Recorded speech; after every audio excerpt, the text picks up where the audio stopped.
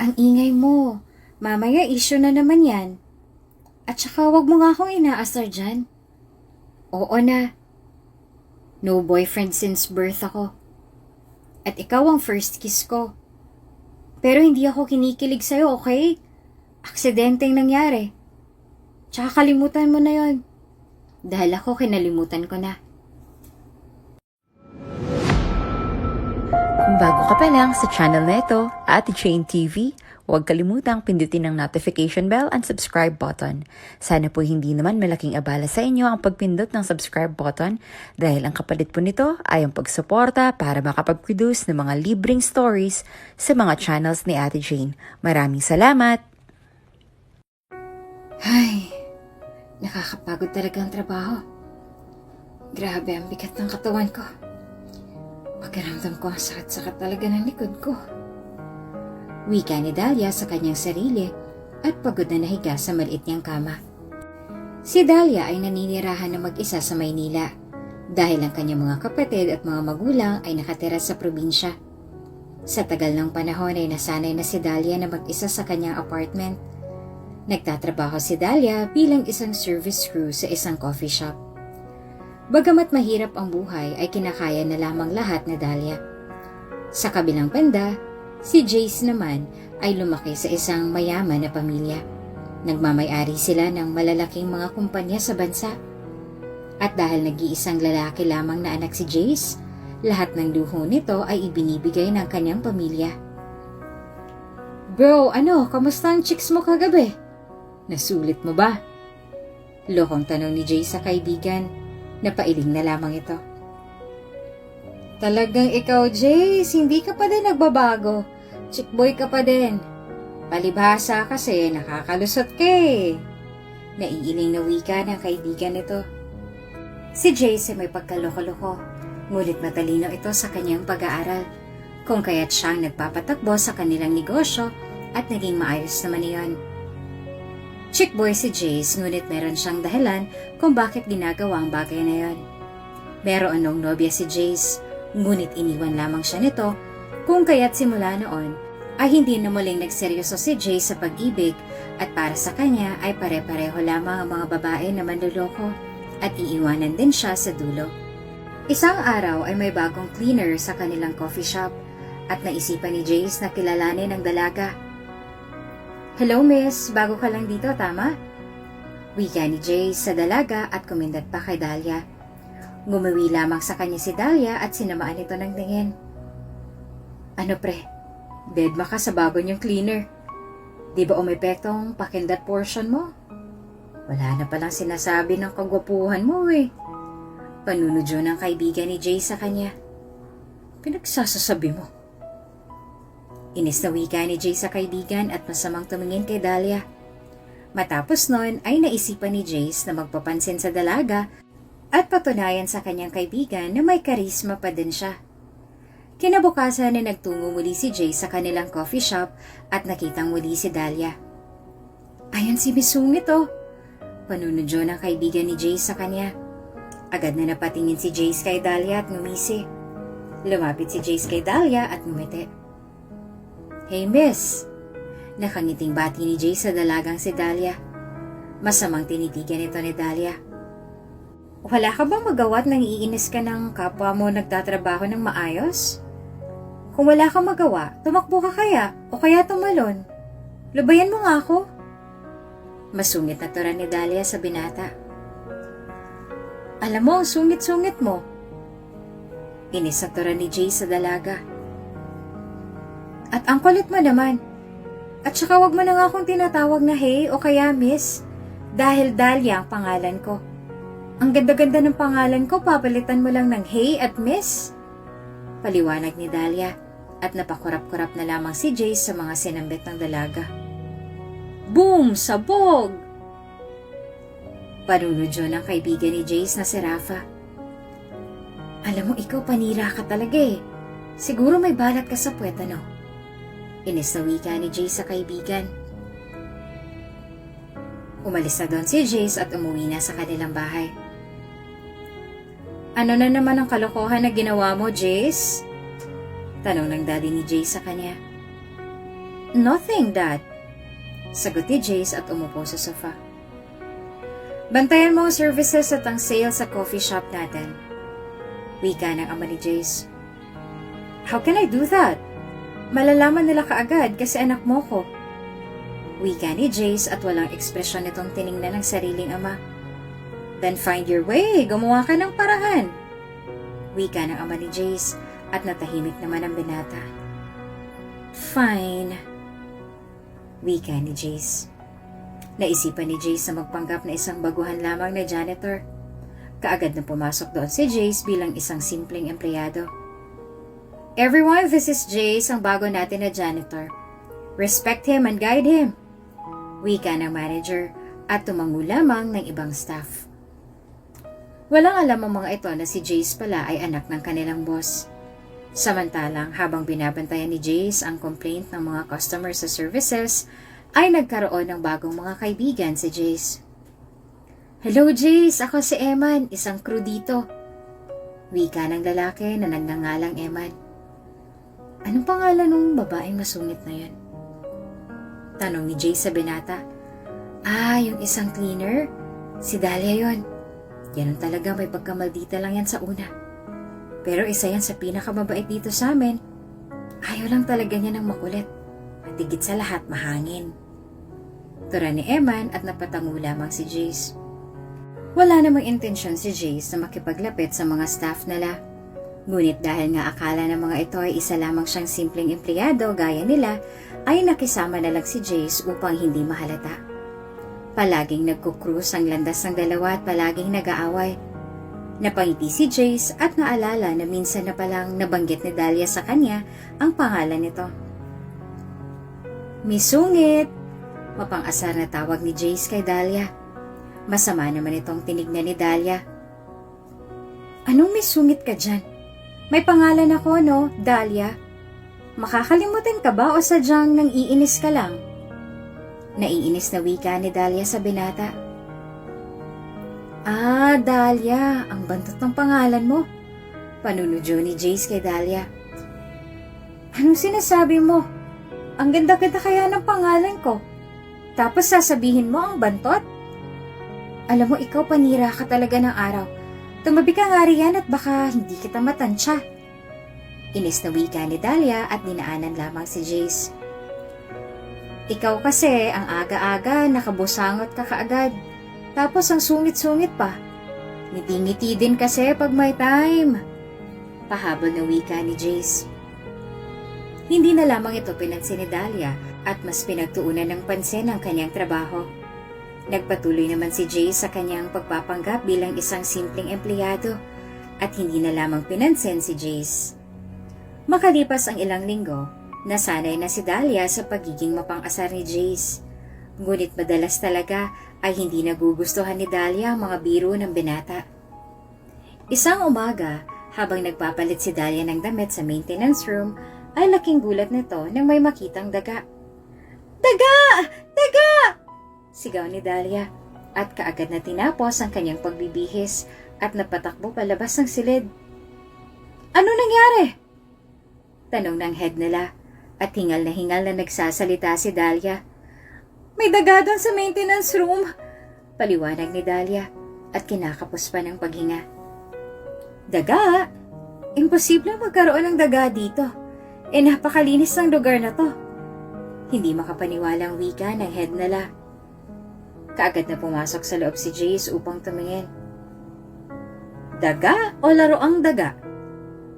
Natatawang tanong ni Jace.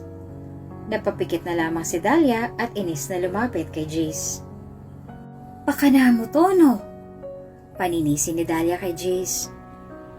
Oh, bakit ako kaagad? Tanong ni Jace at natatawa pa.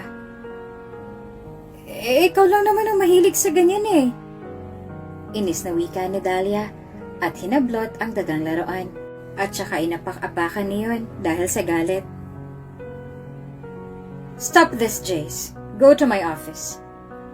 Biglang wika ng boss nila na kanina pa pala nakikinig sa diskusyon. Napasapo na lamang si Dahlia sa kanyang ulo at tila ba nagsisisi na ibinuntok ang galit sa binata. Samantalang si Jace naman ay kaagad na sumunod sa kanyang daddy.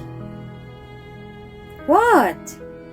Inosenteng tanong ni Jace sa kanyang ama. I know you did it, son. Ang sabi ko sa'yo, bantayan ng services. At hindi gumawa ng kalokohan o paglaruan ng mga katrabaho mo. Si Dahlia pa talagang tinarget mo. Napakasipag nun. And ahead na siya sa iba pang mga kasabayan niya. Magseryoso ka naman, Jace. At tigilan mo ng kalokohan mo. Mahabang tura ng ama ni Jace. Daddy, hindi ko kayang alisin sa sarili ko ang pagiging maloko. Anong gusto mo, Daddy? Maging seryoso ako sa pagiging janitor. The hell? Hindi nga ako marunong gumamit ng mop. Inis na sagot ni Jace sa kanyang ama.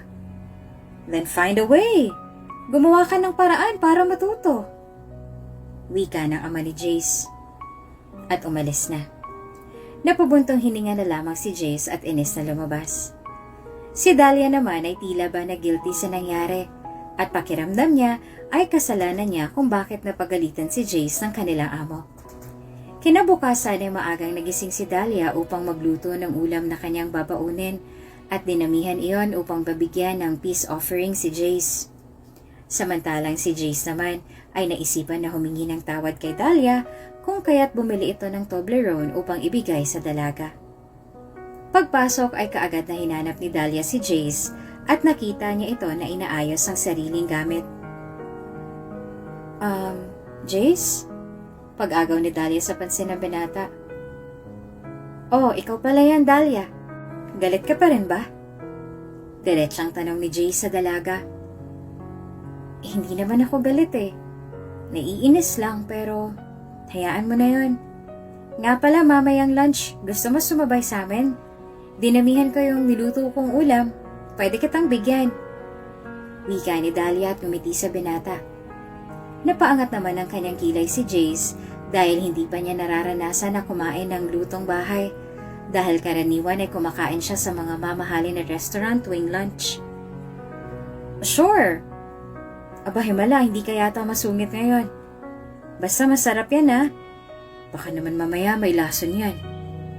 Wika ni Jace at tumawa pa. Lason ka dyan. Masungit lang ako pero hindi ako mamamatay tao. Sige na, dito na ako. Mag-uumpisa ka na naman eh. Wika ni Dahlia at umalis. Lihim naman na napangiti si Jace nang umalis si Dahlia. Cute din pala siya. Bulong ni Jace at napailing na lamang. Palaging parang aso't pusa ang dalawa. Pagdating ng lunch ay dumiretso na si Dahlia sa cafeteria kasama ang iba pang mga kasamahan. At doon ay nakita nila si Jace na papasok.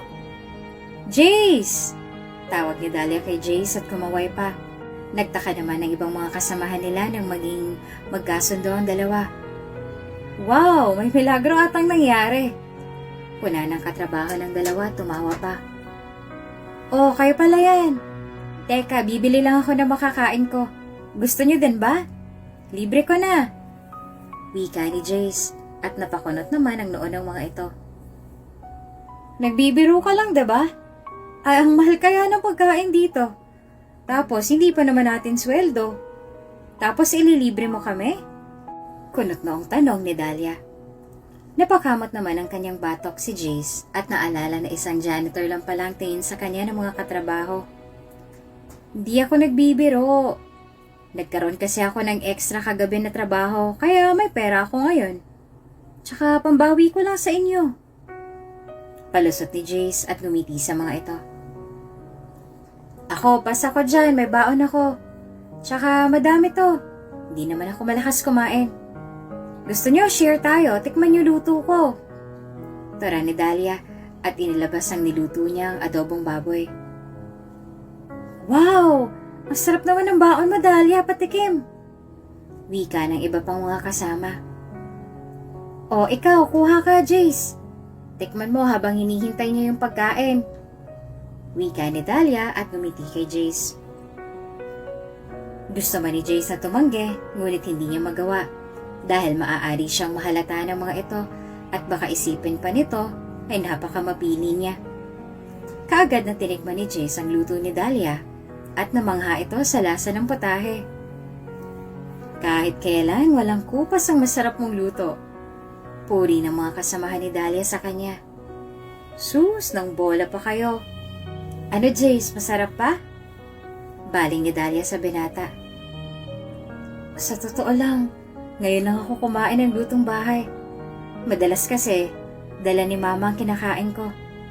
Madalas naman bumibili lang ako at masarap naman siya. Wika ni Jace at napangiti naman si Dahlia.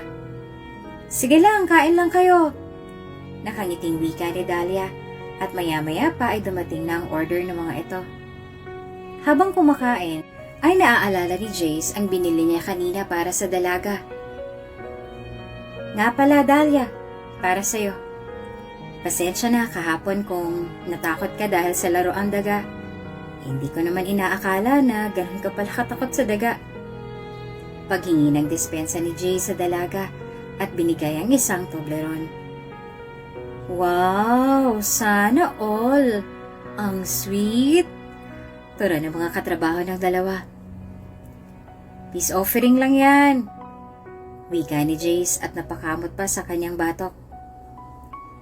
Salamat, ang mahal nito ah. Wika ni Dahlia na may ngiti pa sa labi. Ninakaw ko lang yan kanina sa convenience store. Pagbibiro pa ni Jace. Ano? Kunot noong tanong ni Dahlia. Biro lang. Wika ni Jace at tumawa pa. Matapos nun ay kumain na ang mga ito. Nag-umpisa nang maging close si Dahlia at Jace sa isa't isa. Ngunit hindi pa din mawawala ang bangayan sa dalawa. Aray! Sigaw ni Dahlia at napaupo sa sahig. Dadulas ito sa sahig dahil basa iyon. Ngunit hindi niya naman alam dahil walang nakalagay doon. Naku, ang tanga mo talaga, Dahlia. Bakit ka dyan dumaan? Natatawang wika ni Jace sa dalaga at tinulungan itong tumayo. Ako pa talaga? Sino ba kasi nagpunas dyan at hindi nilagyan ng sign? Paano na lang kung customer yung nadulas? Di nayari na naman tayo. Wika ni Dahlia at pinunas ang kanyang damit. Napakamot naman ang kanyang ulo si Jace. Ako kasi nagpunas dyan. Hindi ko naman alam na dapat lagyan ng sign eh. Tsaka hindi ko alam ano bang nilalagay dyan. Itong sa map pa nga lang, hirap na akong gamitin. Paliwanag ni Jace. Napakurap naman si Dahlia tsaka nagturan. Janitor ka, tama? Bakit hindi mo alam? Kunot noong tanong ni Dahlia. Hindi naman kasi ako sanay sa ganito. Tagapunas lang ako sa isang kainan. Ngayon lang ako nakapasok sa ganitong trabaho. Palusot ni Jace sa dalaga. Napasapo naman sa kanyang ulo si Dahlia. Bukas, agahan mo ang pagpasok. Tuturuan kita, okay? Wika ni Dahlia at natuwa naman si Jace. Talaga? Tuturuan mo ko? Nakangiting tanong ni Jace sa dalaga. Dapat kasi kung hindi mo alam, magtatanong ka. Mabuti na lang pala na ako pang dumaan dito. Paano kung si boss yung dumaan? Naku, patay ka talaga, baka tanggalin ka pa. Tura ni Dahlia at umiti. Sige, bukas ha. Wika ni Jace at tuwang-tuwa dahil sa wakas ay may magtuturo na sa kanya. Kinabukasan nga ay maaga pa lang ay naroon na sa trabaho si Jace. Ano, handa ka na? Tanong ni Dahlia. Oo naman. Nakangiting wika ni Jace. Doon ay inumpisahan na nga ni Dahlia na turuan ng binata habang wala pang gaanong tao. Ganito lang yan. Wika ni Dahlia at tinuro kay Jace kung paano gamitin ang mop. Inikot naman niyo ni Jace at dahil mali ang nagawa ni Jace ay natapon ng tubig at natalsikan si Dahlia. Ay! Reklamo ni Dahlia at masamang tumingin kay Jace. Sorry. Nakangiting wika ni Jace. Aba, tumatawa ka pa? Heto sa'yo. Wika ni Dahlia at kaagad na dinampot ang mop at inamba-amba iyon sa binata. Hoy, Dahlia, madumi yan! Wika ni Jace at tumakbo pa. Naghabulan ng dalawa na parang mga paslit at hindi inaasahang pangyayari ay nadulas si Dahlia. Mabuti na lamang ay nasalo ito ni Jace. Ngunit naglapat ang kanilang mga labi. Sakto naman ang dating ng mga kasamahan nila. OMG! Gulat na wika ng mga ito at sabay-sabay na tumalikod. Kaagad na naghiwalay ang dalawa. Mali kayo na iniisip, nadulas lang ako at hindi sinasadya yung nangyari. Sorry, Jace. Paliwanag kaagad ni Dahlia. Tama si Dahlia, aksidente ang nangyari. Wika ni Jace at dinampot ang mop at saka inayos ang kanilang mga nakalat na tubig. Ayos lang, di naman kami nag-iisip ng masama. Nakangiting wika ng mga ito at umalis na. Naging awkward naman ang lahat ng dahil doon. Nang kinabukasan ay awkward na lumapit si Jace kay Dahlia. About pala sa kahapon, pasensya na. Wika ni Jace at humingi ng dispensa. Wala yun. Tsaka aksidente yung nangyari. O hindi mo siguro ako nasalo. Aba malamang nabagok na ako. Tara ni Dahlia, ngunit namumula ang pisngi ng dalaga. Namumula ka ba? Nakangiting tanong ni Jace. Ha? Kunot noong tanong ni Dahlia. Nagbablush ka, oh. Don't tell me. Hindi pa man natatapos si Jace sa kanyang sasabihin nang takpan ni Dahlia ang bibig ng binata. Ang ingay mo. Mamaya issue na naman yan. Tsaka wag mo nga akong inaasar dyan, oo na. NBSB ako. At ikaw ang first kiss ko. Pero hindi ako kinikilig sa'yo, okay? Aksidente yung nangyari. Kalimutan mo na dahil kinalimutan ko na rin. Dire-diretsong tura ni Dahlia at natawa naman si Jace. Aba, Maria Clara ka pala. Panunodyo ni Jace sa dalaga. Mas okay na yun kaysa sa'yo. Mukhang chick boy. Wika ni Dahlia. Dapat lang. Sayang ang maganda kong aura kung hindi mapapakinabangan. Natatawang biro ni Jace at kumindat pa sa dalaga. Ew, mapanakit. Wika ni Dahlia. Hoy, hindi ah. Tsaka chick boy ako, oo. Pero never kong ikinamang mga babae. Tsaka never akong nagka-girlfriend. Last na nobya ko nung karaang taon pa. Paliwanag ni Jace. Dumukot naman sa kanyang bulsa si Dahlia at ibinigay kay Jace ang ₱1. Nagtaka naman si Jace sa ginawa ng dalaga. Ayan o, piso. Maghanap ka ng kausap mo. Wika ni Dahlia at bumelot pa sa binata.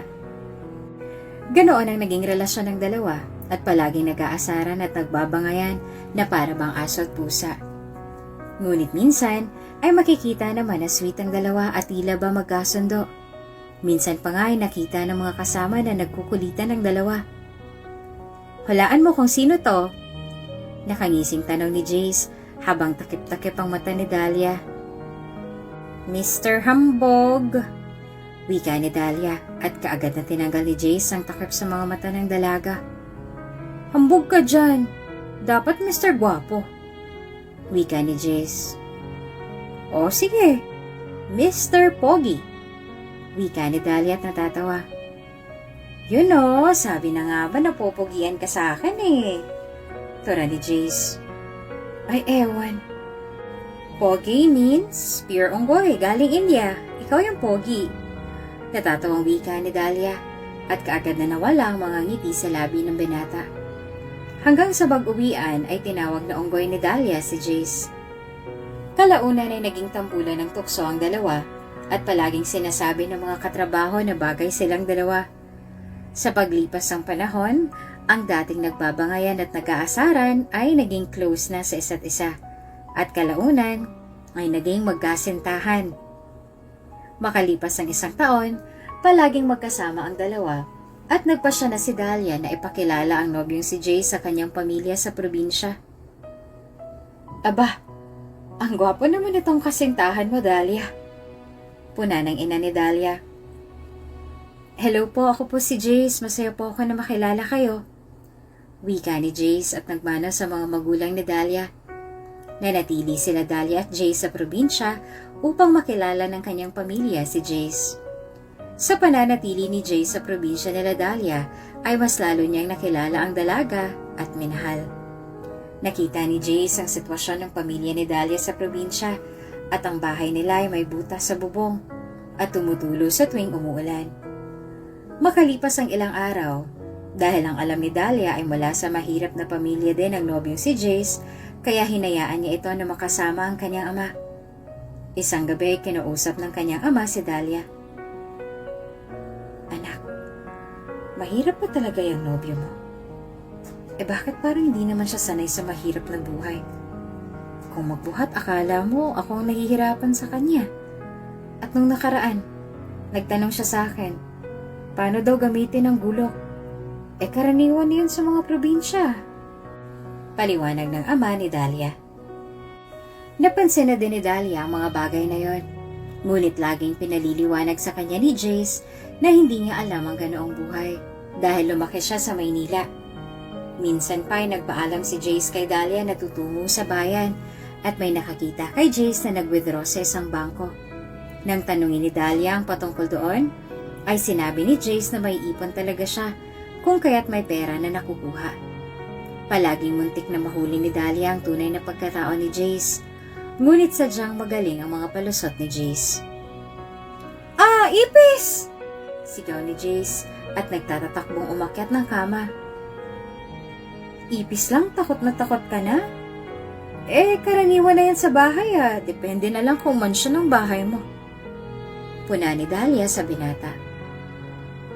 May tao kaya talaga natakot sa nilalang na yan? Wika ni Jace at napakunot ang noon ni Dahlia dahil hindi alam ni Jace ang tawag doon. Hindi na lamang iyon pinansin ni Dahlia. Isang beses pa ay nakita ni Dahlia ang wallet ni Jace at napakaraming laman nun na pera na ikinataka ni Dahlia. Bakit ang dami mo atang pera? Puna ni Dahlia kay Jace. Agad na natigilan si Jace. Binawasan ko yung ipon ko. Palusot ni Jace at naniwala naman si Dahlia sa sinambit ng kanyang nobyo. Madaming napupuna si Dahlia kay Jace, ngunit isinawalang bahala niya na lamang iyon. In-enjoy ng dalawa ang kanilang bakasyon at nais man nila na maging romantic sa isa't isa, ngunit pinipigil nila ang sarili dahil nakaharap ang mga pamilya ni Dahlia. Isang umaga ay nagpasya ang dalawa na magtungo sa sapa upang maligo. Sila lamang ng mga oras na yon dahil abala sa bukid ang pamilya ni Dahlia hanggang sa bigla na lamang umulan. Ang baduy ng panahon, no? Panira. Huling araw na nga natin dito hindi pa tayo pinagbigyan. Turan naman ni Dahlia. Sumilong ang dalawa sa isang kubo at doon nagtila ng ulan. Habang naghihintay sa paghinto ng ulan, ay nagkwentuhan ng dalawa hanggang sa naging sweet ang dalawa at hinalikan ni Jace si Dahlia. Doon ay unti-unting nakaramdam ng init ng katawan ng dalawa at ginawa ang bagay na gawain ng mag-asawa. Matapos ay kaagad na nagbihis ang dalawa at hinalikan ni Jace sa noo si Dahlia. Mula ngayon, akin ka lang Wika ni Jace kay Dahlia at niyakap ang dalaga. Noong araw na iyon ay may nangyari sa dalawa. Matapos ang matagal na bakasyon ay bumalik sa Maynila ang dalawa. Sa pagbalik sa Maynila ay nagpasya na si Jace na sabihin ang tunay na pagkatao kay Dahlia. Ngunit bago pa man niya makausap ang dalaga, ay nalaman na nito ang katotohanan. Nakita ni Dahlia ang isang dyaryo at nasa front page ang kanyang nobyong si Jace at isang babae. Kaagad na naagaw noon ang pansin ni Dahlia kung kaya't binasa niya iyon. Doon na nalaman ni Dahlia ang tunay na pagkatao ni Jace. Ikakasal na si Jace sa isang anak ng isang business tycoon. Hindi makapaniwala si Dahlia kung kaya't nag-imbestiga ito ng sarili lamang at doon nalaman ang katotohanan na anak ng coffee shop na sikat na kanyang pinagtatrabahuhan si Jace. At nagpanggap lang ito bilang janitor upang mabantayan ang complaint sa services sa floor na yon. Labis na nagalit at nasaktan si Dahlia nang malaman ng katotohanan. Pakiramdam niya ay niloko lamang siya at pinaglaruan ni Jace. Pakiramdam niya ay ginamit lamang siya ng binata. Samantalang si Jace ay naisa na magpaliwanag kay Dahlia na ang engagement na yon ay para lamang makukuha ng investor at matapos na magpakasal ay magde-divorce din sila. Nais ipaliwanag ni Jace na hindi niya niloko o nilaro ang feelings ni Dahlia dahil hindi niya din inaasahan na mahuhulog siya sa dalaga. At tunay niyang mahal ang dalaga. Ngunit ang mga paliwanag sana na ito ni Jace kay Dahlia ay hindi na nasabi pa ng binata sa dalaga dahil nag-resign na ito sa trabaho. Samantalang si Dahlia ay doon lamang natauhan kung bakit palaging may alibay si Jace sa tuwing tatanungin niya ito kung kailan siya ipapakilala sa pamilya. Simula noon ay hindi na nagkita pa ang dalawa kahit na hinahanap ni Jace ang dalaga. Makalipas ang 7 taon, nagkaroon ng meeting si Jace sa mga investor at laking gulat niya nang makita si Dahlia sa loob ng meeting room. Hindi makapaniwala si Jace at halos muntik na itong mag-collapse nang mapag-alaman na isa na si Dahlia sa mga board. Samantalang si Dahlia ay walang emosyon na makikita. Simula nga nung araw na maghiwalay ang dalawa at mag-resign na, ay nag-umpisa si Dahlia. Habang titig na titig, kapwa sa isa't isa ay nanumbalik ang sakit ng nakaraan at muling binalikan ni Dahlia ang kanyang pinagdaanan bago narating ang kanyang kinalalagyan sa ngayon. Dahlia, buntis ka ba? Tanong ng matanda kay Dahlia. Namasukan si Dahlia bilang kasambahay sa isang mansyon. Hindi ko din po alam. Magalang na sagot ni Dahlia. Doon pa nagpa-check si Dahlia at buntis nga siya. Inampon siya ng matandang lalaki at nang mamatay ito ay ipinamana sa kanya ang lahat dahil wala itong asawa, anak o kahit kapamilya. Simula noon ay nangako si Dahlia sa kanyang sarili na magiging mayaman siya at babalikan si Jace at ipapakita dito na mali ito na niloko siya nun. Mr. Jace, this is Dahlia, our newest board member. Tura ng assistant ni Jace at kaagad na napabalik si Dahlia sa kanyang ulirat. I am Jace. Nice to meet you, Miss Dahlia. Wika ni Jace at nilahad pa ang kanyang kamay. Okay. Tipid na sagot ni Dahlia at hindi man lang tinanggap ang pakikipagkamay ni Jace. Matapos ang meeting ay kaagad na hinanap ni Jace si Dahlia at nakita niya ito na palabas na ng kumpanya. Dahlia!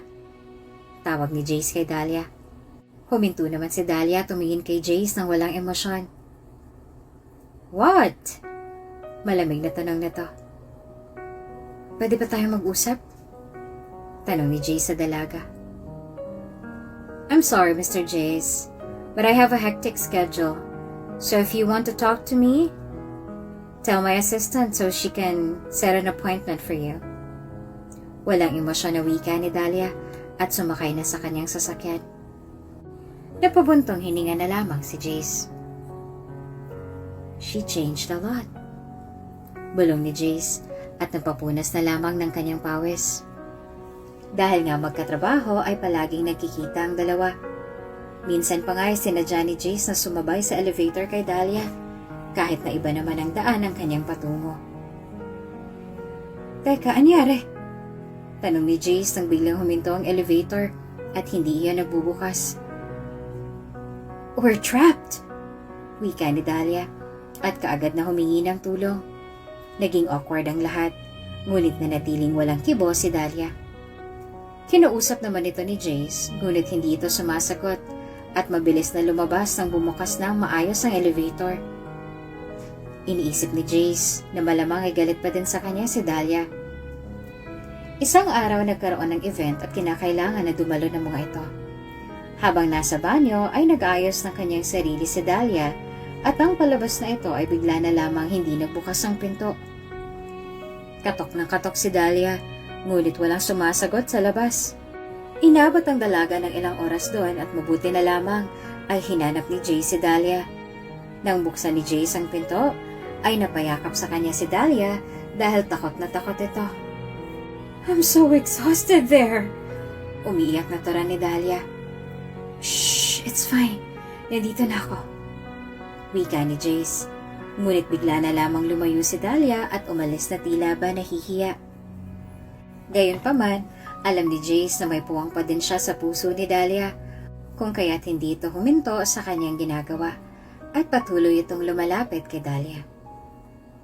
Sa paglipas ng panahon, lalong lumaki ang impluwensya ni Dahlia at isa na ito sa mga stockholder at mas mataas pa ang posisyon niya kay Jace. Ngunit hindi alam ni Dahlia kung bakit tila ba hindi pa din siya masaya kahit na nakuha niya na ang lahat at napakayaman na niya. Pakiramdam niya ay may kulang at puwang pa din sa puso niya at hindi niya magawang maging masaya. Isang umaga, nagpasya si Dahlia na ipasyal ang kanyang anak at sa hindi inaasahang pangyayari ay naroon din si Jace. "Oh, Dahlia, nandito ka din?" Nakangiting wika ni Jace. "Yeah, halata naman." Wika ni Dahlia at kaagad na umiwas sa binata. Pumasok si Dahlia sa banyo ng pambabae. "Mommy, I'm done!" Wika ng bata. Labis na kinabahan doon si Dahlia dahil muntik na siyang mahuli ni Jace at makita ang anak nila. Pilit na tinago ni Dahlia ang katotohanan kay Jace dahil galit pa din ito sa binata. Ilang beses pa na muntik na makita ni Jace si Dahlia na kasama ang kanyang anak. Mabuti na lamang ay natitsyempohan na wala ito sa kanyang tabi sa tuwing lumalapit si Jace. Makaraan ng ilang buwan, nagpatuloy si Dahlia sa kanyang nasimulan. Isang araw ay nagkagulo sa meeting room. "Ang laki nang nawala sa atin at nalulugi tayo," wika na isa sa mga board. "Pwede naman natin gawan ito ng paraan," tura naman ni Dahlia. "Really? How? Tsaka kasalanan mo to eh. Ikaw lang naman ang bago dito. At simula nang dumating ka, nagkaganito na. Palibhasa, mangmangka at wala kang alam." Wika ng isa sa mga ito. Labis na napahiya si Dahlia at hindi alam ang kanyang isasagot. "Don't blame her. Gawa na lang natin ito ng paraan. Dahil lahat naman tayo may responsibilidad dito. At isa pa, hindi pwedeng isisi lamang sa isang mga nangyayari. Dahil lahat tayo ay may kanya-kanyang obligasyon dito." Wika ni Jace at hindi ni Dahlia ay naasahan na ipagtatanggol siya ng binata. Matapos ang meeting ay nagtungo si Dahlia sa kanyang kotse at doon ay umiyak. Nakita ito ni Jace at agad na nilapitan. "Jace?"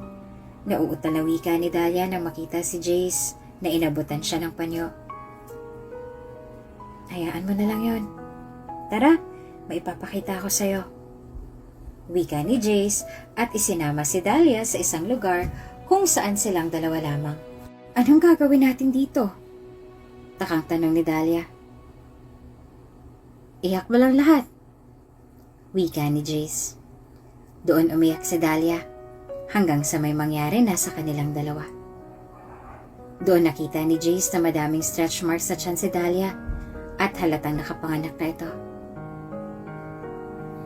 "Jace, thank you for being there for me," wika ni Dahlia. "Tell me, Dahlia, nagkaanak ba tayo?" Diretsong tanong ni Jace sa dalaga. Doon na naiyak lalo si Dahlia at tumango. "Oo, Jace, nagkaanak tayo. Pero itinago ko ang lahat dahil galit ako sa'yo. Akala ko niloko at pinaglaruan mo lang ako," wika ni Dahlia habang umiiyak. "Ayos lang, naintindihan naman kita. Pero nasan ang anak natin? Pwede ko ba siyang makita at makilala?" Pagtatanong ni Jace sa dalaga. Doon na sinabi ni Dahlia ang totoo at ang patungkol sa kanilang anak. Tuwang-tuwa si Jace dahil sa wakas ay nagkaayos na sila ni Dahlia. At tila ba gumaan ang pakiramdam ni Dahlia nang magkapatawaran na sila ni Jace. Pakiramdam niya ay nawala ang tinik na nakabara sa kanyang lalamunan. Nagset ng araw sila Dahlia para magkakilala ng mag-ama. Ngunit nang dumating ang araw na yon, habang naghihintay sa restaurant si Dahlia at ang kanyang anak, ay hindi dumating si Jace. Hanggang sa nakatanggap ng tawag si Dahlia at napag-alaman na isinugod sa ospital si Jace dahil bigla itong nawala ng malay at nag-nosebleed. Labis na kinabahan si Dahlia at naiinis sa kanyang sarili kung bakit hinintay pa niyang mangyari ang bagay na yon. Pagdating sa ospital ay doon nalaman ni Dahlia na may sakit sa dugo si Jace at kailangan nito ng donor ng bone marrow at makakuha lamang iyon sa anak. Mabuti na lamang ay may anak si Dahlia at Jace. Ngunit nung araw na uoperahan na dapat si Jace, ay bigla itong nagkaproblema. Anong nangyayari? Umiiyak na tanong ni Dahlia dahil nakita niya ang katawan ni Jace na nangingisay. Kaagad na nagsikilos sa mga doktor at labis na nangangamba si Dahlia na baka mawala pa sa kanila si Jace. Labis ang pagsisisi ni Dahlia na mas inuna pa niya ang pagpaplano na maghiganti kay Jace na dapat ay ginamit niya na lamang para makasama ang binata. Maya-maya pa ay lumabas na ang doktor. Maayos na po ang pasyente. Kailangan lang na obserbahan dahil delikado ang kanyang kalagayan. We will move the operation. Mahina ang pasyente sa ngayon. Wika ng doktor at labis na nanlumo sa kanyang narinig si Dahlia. Halos araw-araw ay nagdarasal si Dahlia. At dumating na din ang araw na uoperahan na si Jace. Bagamat hindi naging madali ang operasyon, sa huli ay naging matagumpay ito. Sa pagaling ni Jace ay labis na bumawi si Dahlia kay Jace at muling nagkabalikan ang dalawa at naging masayang pamilya. Makalipas ang 2 taon ay ikinasal ang dalawa at nangihingi na ng kapatid ang anak nila. Mommy, I want a sister! Wika ng bata. Napangiti naman si Dahlia. I'm pregnant! Wika ni Dahlia at labis na natuwa si Jace. Naging masaya ang pagsasama ng dalawa.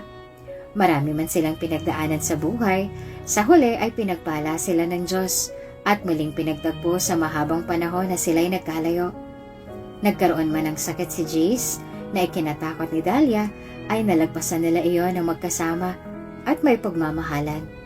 Higit sa lahat ay may pananalig sa Diyos. Naging di man maganda ang unang yugto ng pagmamahalan ng dalawa, sa huli sila pa rin ang itinadhana para sa isa't isa. At dito nagtatapos ang ating kwento. Ano ang iyong aral na napulot sa kwentong ito? Ilagay ang iyong komento sa ibaba. Maraming salamat! Kung bago ka pa lang sa channel na ito, Ate Jane TV, huwag kalimutang pindutin ang notification bell and subscribe button.